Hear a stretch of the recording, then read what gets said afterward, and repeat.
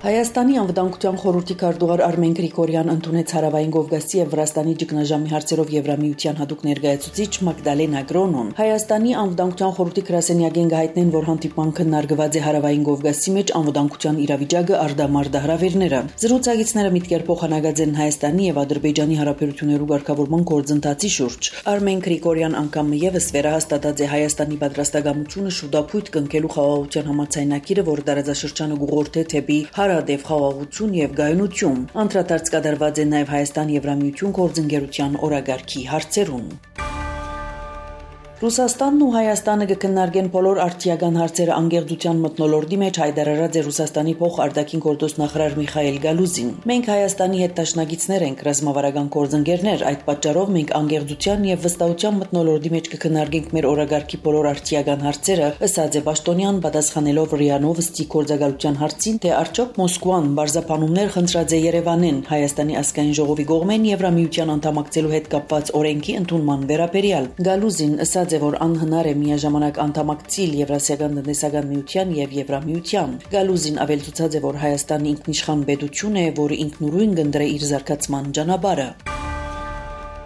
Ամերիկայի նախագահը Truth Social-ի էջին հրաբարագեց մաքսադուրքերու ցանկին մեջ ընդգրկված երկիրները, որոնց մեջ է նաև Հայաստանը։ 10% թուրքաչափը կդարածվի նաև Վրաստանի, Ադրբեջանի, Ուկրաինայի, Տաջիկստանի, Ղրղզստանի, Թուրքմենստանի եւ այլ երկիրներու վրա։ Ըստ Ամերիկայի նախագահի ստորագրած հրամանագիրին, Ամերիկայի ներգրվող բոլոր ապրանքներուն համար պիտի սահմանվի առնվազն 10% հավելյալ մաքսադուրք, իսկ մեքենաներուն համար 25%։ Ամերիկայի նախագահը հայտարարած է, որ 10% համընդհանուր մաքսադուրքերը Ամերիկայի մեջ ուժի մեջ պիտի մտնեն ապրիլ 5-ին։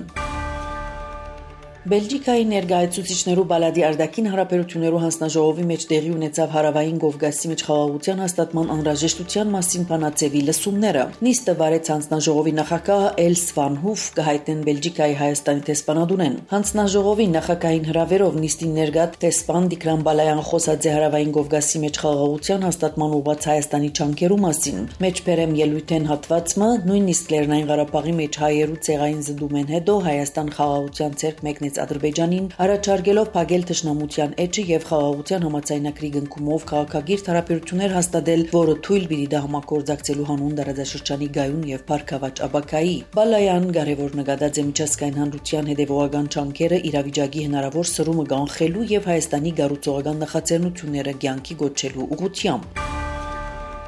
ՆԱՏՕ-ի անդամ պետությունները խոստացած են ավելի քան 20 միլիարդ եվրոյի ռազմական ուժանդակություն հատկացնել Ուկրաինայու, հայտարարած է Թաշինքի գլխավոր քարտուղար Մարկ Ռյուտեն։ Վերջնական որոշումը պիտի կայանա Բրյուսելի մեջ մեկնարկող հավաքի ընթացքին, որոնց կմասնակցին Հյուսիսատլանտյան Թաշինքի անդամ պետություններու արտաքին գործոց նախարարները։ Անվտանգության ոլորտի ներս արգա խնդիրները համաշխարհային են, որևէ երկիր առանցին ադոնք չի գտնար լուծել, ընդգծած է Ռյուտեն։